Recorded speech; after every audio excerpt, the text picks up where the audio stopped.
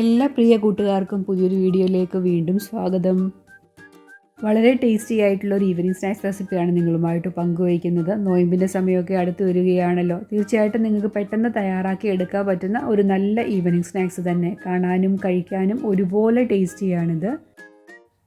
മുട്ട കൊണ്ട് തയ്യാറാക്കിയെടുത്ത ഒരു ഈവനിങ് സ്നാക്സ് ആണ്. ഇതിനുള്ളിലുള്ളൊരു മസാലക്കൂട്ടെന്ന് പറയുന്ന ഒരു പ്രത്യേക രീതിയിലാണ് നമ്മളിത് തയ്യാറാക്കി ചെയ്യുന്നത്. ഞൊടിയിടയിൽ നമുക്കിത് തയ്യാറാക്കി എടുക്കാവുന്നതേ ഉള്ളൂ. നമുക്ക് വേഗം ഒന്ന് കണ്ടിട്ട് വന്നാലോ. നമ്മൾ തയ്യാറാക്കിയെടുക്കുന്ന ആ പ്രത്യേക മസാലക്കൂട്ടിന് ആവശ്യമായിട്ടുള്ള ഇൻഗ്രീഡിയൻസ് ആണ് എടുത്തു വെച്ചിരിക്കുന്നത്. ഒരു 1.5 കപ്പ് തേങ്ങ ചിരകിയതുണ്ട്, 3 അല്ലി വെളുത്തുള്ളി, മീഡിയം വലുപ്പമുള്ള ഒരു കഷ്ണം ഇഞ്ചി, എരിവിന് വേണ്ടിയിട്ട് ഞാനിവിടെ പച്ചമുളക് എടുത്തേക്കുന്നത് ഒരു 3 എണ്ണം ഉണ്ട്, 2 തണ്ട് പുതിനയിലയും 1 കൈപ്പിടിയോളം മല്ലിയിലയും ഉണ്ട്. ഈ എടുത്തിരിക്കുന്ന ഇലകളുടെ അളവ് ഒത്തിരി അങ്ങ് കൂടി പോകാതിരിക്കാൻ പ്രത്യേകം ശ്രദ്ധിക്കണം. പിന്നെ നമുക്കൊരു അരമുറി നാരങ്ങയും ആവശ്യമുണ്ട്. 3 മുട്ട വെച്ചിട്ടാണ് ഞാൻ ഈ സ്നാക്സ് തയ്യാറാക്കി എടുക്കുന്നത്. ആ ഒരു ഇതിനുള്ള മസാലക്കൂട്ടാണ് ഞാനിവിടെ കാണിച്ചേക്കുന്നത്. നിങ്ങൾ കുറച്ചും കൂടെ അധികത്തിലാണ് തയ്യാറാക്കി എടുക്കുന്നതെന്നുണ്ടെങ്കിൽ ചേർക്കുന്ന തേങ്ങയുടെ അളവും ബാക്കിയുള്ള ഇൻഗ്രീഡിയൻസും ഒന്ന് കൂട്ടി ചേർത്ത് കൊടുക്കേണ്ടതാണ്. പുഴുങ്ങി വെച്ചിരുന്ന 3 മുട്ടയെ ഇതുപോലെ നെടുകെ പിളർന്ന് വെച്ചിട്ടുണ്ട്. 3 മുട്ടയുണ്ടെങ്കിൽ നമുക്കൊരു 6 പീസോളം സ്നാക്സ് തയ്യാറാക്കി എടുക്കാവുന്നതാണ്. അപ്പോൾ ഈ ഒരു രീതിയിൽ പിളർന്ന് വേണം നമ്മൾ തയ്യാറാക്കി എടുക്കാൻ സ്നാക്സ്. എടുത്തു വെച്ചിരുന്ന ആ ഇൻഗ്രീഡിയൻസ് എല്ലാം മിക്സിയുടെ ജാറിലോട്ട് ഇട്ട് കൊടുക്കുകയാണ്. പച്ചമുളകൊക്കെ ഒന്ന് നെടുകെ ഒന്ന് കട്ട് ചെയ്തിട്ട് ഇട്ട് കൊടുക്കുകയാണെങ്കിൽ പെട്ടെന്ന് തന്നെ അരിഞ്ഞ് കിട്ടും. ഇവിടെ നമ്മൾ വെള്ളം ചേർക്കാതെയാണ് അരച്ചെടുക്കേണ്ടത്. വെള്ളം കൂടി കഴിഞ്ഞ് കഴിഞ്ഞാൽ നമുക്കിത് തയ്യാറാക്കി എടുക്കാൻ പറ്റുകയില്ല. അപ്പോൾ വെള്ളം ചേർക്കാതെ അരച്ചെടുക്കണം. മസാലയ്ക്ക് ആവശ്യമായിട്ടുള്ള ഉപ്പ് ചേർത്ത് കൊടുത്തിട്ടുണ്ട്. അരമുറി നാരങ്ങയുടെ നീരും കൂടെ ചേർത്ത് കൊടുക്കുന്നുണ്ട്. നമ്മൾ പൾസ് ചെയ്ത് നിർത്തി ആദ്യം ഒന്ന് ചതച്ചെടുത്തിട്ട് വേണം ഇത് അരച്ചെടുക്കാനായിട്ട്. നല്ല ഫൈനായിട്ട് തന്നെ അരച്ചെടുക്കുകയും വേണം. മിക്സിയുടെ ചെറിയ ജാറിലിട്ട് അരച്ചെടുക്കുകയാണെങ്കിൽ നമുക്ക് വെള്ളമൊന്നും ചേർക്കാതെ ഈ നാരങ്ങ നീരിൽ തന്നെ നമുക്കിത് അരച്ചെടുക്കാവുന്നതേ ഉള്ളൂ. വെള്ളത്തിൻ്റെ അളവ് കൂടിപ്പോകാതെ 1 ടേബിൾ സ്പൂൺ വെള്ളമൊക്കെ വേണമെന്നുണ്ടെങ്കിൽ ചേർത്ത് കൊടുക്കാവുന്നതേ ഉള്ളൂ. തേങ്ങയുടെ ആ ഒരു മസാലക്കൂട്ടെല്ലാം അരച്ചെടുത്തിട്ടുണ്ട്. ഇവിടെ ഞാൻ വെള്ളമൊന്നും വേറെ അഡീഷൻ ചേർത്ത് കൊടുത്തില്ല. നിർത്തി അരച്ചെടുത്ത് നല്ല ഫൈനായിട്ട് അരച്ചെടുത്തിട്ടുണ്ട്. ഈ സമയത്ത് ഉപ്പൊക്കെ നമ്മൾ നോക്കിയിട്ട് ആവശ്യമുണ്ടെന്നുണ്ടെങ്കിൽ ചേർത്ത് കൊടുക്കാവുന്നതാണ്. ഇനി കട്ട് ചെയ്ത് വെച്ചിരിക്കുന്ന മുട്ടയിലോട്ട് ഈ മസാലക്കൂട്ട് നല്ല രീതിയിൽ തന്നെ പൊതിഞ്ഞു കൊടുക്കണം. ഒട്ടും തന്നെ മുട്ടയുടെ ഒരു ഭാഗം പോലും പുറത്ത് കാണാത്ത രീതിയിൽ ഈ മസാലക്കൂട്ടുമായിട്ട് നമ്മൾ കവർ ചെയ്ത് കൊടുക്കുകയാണ്.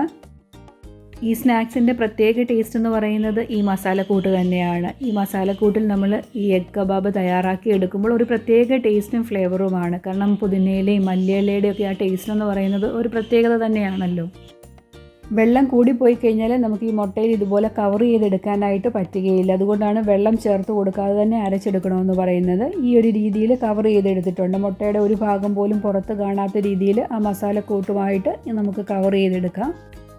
നോയമ്പൊക്കെ അടുത്ത് വരാറായി. വിവിധതരം സ്നാക്സുകളൊക്കെ തയ്യാറാക്കി എടുക്കുമ്പോൾ ഈസിയായിട്ട് തയ്യാറാക്കി എടുക്കാൻ പറ്റുന്ന ഈ എഗ് കബാബ് നിങ്ങൾ തയ്യാറാക്കി നോക്കേണ്ടതാണ്. ഇതിൽ കൊടുത്തിരിക്കുന്ന ഈ മസാലക്കൂട്ട് വളരെ ടേസ്റ്റി ആയിട്ടുള്ളത് തന്നെയാണ്. മുട്ട കവർ ചെയ്തെടുക്കുന്ന ഈ മസാലക്കൂട്ട് നമുക്ക് നേരത്തെ അരച്ച് ഫ്രിഡ്ജിൽ വെക്കുകയാണെങ്കിൽ പിന്നീട് ആവശ്യമുള്ളപ്പോൾ മുട്ട പുഴുങ്ങിയിട്ട് ഇതുപോലെ തയ്യാറാക്കി എടുക്കാവുന്നതേ ഉള്ളൂ. അപ്പോൾ ഈസിയായിട്ട് തയ്യാറാക്കി എടുക്കാവുന്നത് കൊണ്ട് നോയമ്പ് സമയത്തൊക്കെ തയ്യാറാക്കി എടുക്കുന്നതിന് വലിയ ബുദ്ധിമുട്ടൊന്നുമില്ല. മുട്ടയിൽ മുഴുവനും മസാലക്കൂട്ട് പൊതിഞ്ഞ് റെഡിയാക്കി എടുത്തിട്ടുണ്ട്. ഇനി ഒരു 10 മിനിറ്റ് ഞാനൊന്ന് ഫ്രിഡ്ജിൽ വയ്ക്കുന്നുണ്ട്. ഇത് കറക്റ്റായിട്ടൊന്ന് കോട്ടായി ഇരിക്കുന്നതിന് വേണ്ടിയിട്ടാണ് നമ്മൾ ഫ്രിഡ്ജിൽ വെച്ച് കൊടുക്കുന്നത്. അതിന് ശേഷമാണ് നമ്മൾ സ്നാക്സ് തയ്യാറാക്കി എടുക്കുന്നത്. സ്നാക്സിന് ഒരു കോട്ടിങ് കൊടുക്കുന്നതിന് വേണ്ടിയിട്ട് നമുക്ക് 2 മുട്ടയും കൂടെ അടിച്ചെടുക്കേണ്ടതുണ്ട്. 2 മുട്ട ഈ ബൗളിലോട്ട് ഞാൻ പൊട്ടിച്ചിട്ടിട്ടുണ്ട്. ലേശം ഉപ്പും കൂടെ ചേർത്ത് കൊടുത്തിട്ട് ഒരു ഫോർക്ക് ഉപയോഗിച്ചിട്ട് നല്ല രീതിയിലൊന്ന് ബീറ്റ് ചെയ്തെടുക്കേണ്ടതുണ്ട്.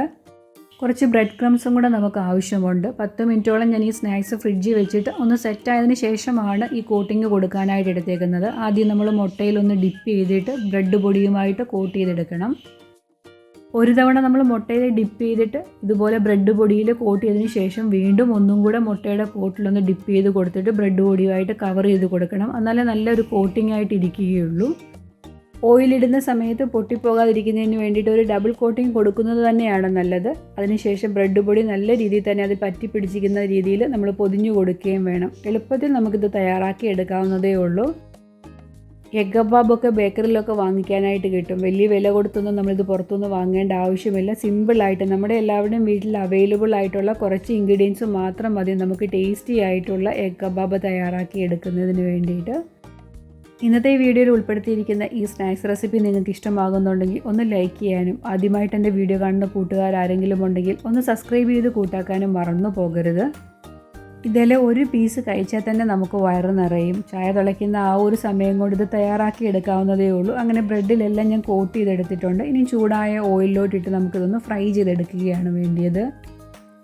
ഫ്രൈ ചെയ്യുന്നതിന് ആവശ്യമായിട്ടുള്ള സൺഫ്ലവർ ഓയിലാണ് ഇവിടെ ഒഴിച്ചു കൊടുത്തേക്കുന്നത്. എണ്ണ അങ്ങ് ഒത്തിരി ചൂടാകാനായിട്ട് നിൽക്കേണ്ട. ചെറുതായിട്ടൊന്ന് ചൂടായി വരുമ്പോഴത്തേക്കിനും നമുക്ക് തയ്യാറാക്കി വെച്ചിരിക്കുന്ന സ്നാക്സ് ഇട്ട് കൊടുക്കേണ്ടതാണ്. സ്നാക്സ് ഇട്ട് കൊടുത്തു കഴിഞ്ഞാൽ നമ്മൾ മീഡിയം ഫ്ലെയിമിലേക്ക് ആക്കേണ്ടതാണ്. ഹൈ ഫ്ലെയിമിൽ ഇട്ട് കൊടുക്കല്ല. കാരണം ബ്രെഡ് പൊടിയിലൊക്കെ കോട്ട് ചെയ്തായതുകൊണ്ട് പുറവശം പെട്ടെന്ന് തന്നെ മൊരിഞ്ഞ് വരും. ഉൾവശം ഒന്ന് വേകണമെന്നുണ്ടെങ്കിൽ ചെറിയ തീയിൽ വെച്ച് കൊടുക്കുന്നതാണ് നല്ലത്. അതുപോലെ തന്നെ ഇട്ട ഉടനെ തന്നെ തിരിച്ചിട്ട് കൊടുക്കുകയും ചെയ്യല്ല. ഏകദേശം ഒരു സൈഡിൽ നിന്ന് മൂത്തുവെന്ന് നമുക്കറിയുമല്ലോ. ആ ഒരു സമയം ആകുമ്പോൾ മാത്രമേ തിരിച്ചു ഇട്ട് കൊടുക്കാവൂ. അല്ലെങ്കിൽ ഇതിനകത്ത് കോട്ടിംഗ് ഒക്കെ ഇളകി പോകാനുള്ള ചാൻസസ് കൂടുതലാണ്.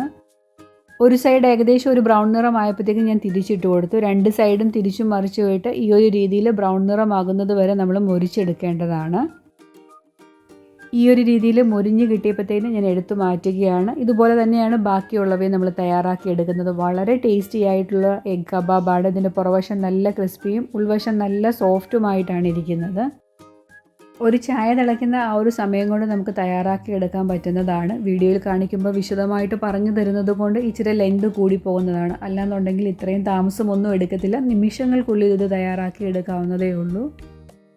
ഇതിൻ്റെ പുറവശം നല്ല ക്രിസ്പിയും അകവശം നല്ല സോഫ്റ്റുമാണ്. നമ്മൾ തയ്യാറാക്കുന്ന സമയത്ത് ഡബിൾ കോട്ടിങ് കൊടുത്ത് തന്നെ ഇത് ഫ്രൈ ചെയ്തെടുക്കാനായിട്ട് ശ്രദ്ധിക്കേണ്ടതാണ്. അതുകൊണ്ടാണ് ഇത് പൊട്ടിപ്പോകാതെ നമുക്ക് തയ്യാറാക്കി എടുക്കാനായിട്ട് സാധിച്ചത്. അപ്പോൾ നിങ്ങളും അതുപോലെ തന്നെ ചെയ്യേണ്ടതാണ്.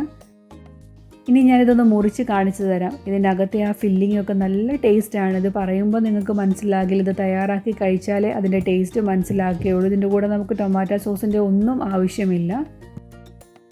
മുട്ട നമ്മുടെ എല്ലാവരുടെയും വീട്ടിൽ അവൈലബിൾ ആണ്. നമ്മളതിൽ ചേർത്ത് കൊടുത്ത മസാലക്കൂട്ടും വേഗത്തിൽ തന്നെ തയ്യാറാക്കി എടുക്കാവുന്നതേ ഉള്ളൂ. നോയമ്പൊക്കെ വരികയാണല്ലോ. അപ്പോൾ ചിക്കൻ്റെയും മറ്റ് റെസിപ്പിയൊക്കെ നമ്മൾ തയ്യാറാക്കി എടുക്കുമ്പോൾ ഈ ഒരു മുട്ടയുടെ റെസിപ്പിയും കൂടെ നിങ്ങളൊന്ന് തയ്യാറാക്കി നോക്കേണ്ടതാണ്.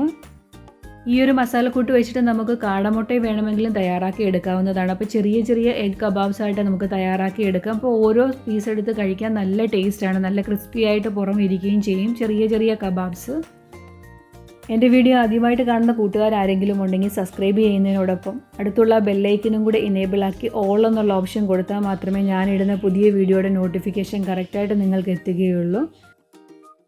ഇന്നത്തെ വീഡിയോ ഞാൻ നിങ്ങളുമായിട്ട് പങ്കുവെച്ച ഈ എഗ് കബാബ് റെസിപ്പി ഒരു തവണ നിങ്ങളൊന്ന് ട്രൈ ചെയ്ത് നോക്കണം. ഇഷ്ടപ്പെടുകയാണെങ്കിൽ നിങ്ങളുടെ ഫ്രണ്ട്സിനും അതുപോലെ തന്നെ റിലേറ്റീവ്സിനും ഒക്കെ ഒന്ന് ഷെയർ ചെയ്ത് ഒരു സപ്പോർട്ടും കൂടെ തരാനായിട്ട് മറന്നു പോകരുത്.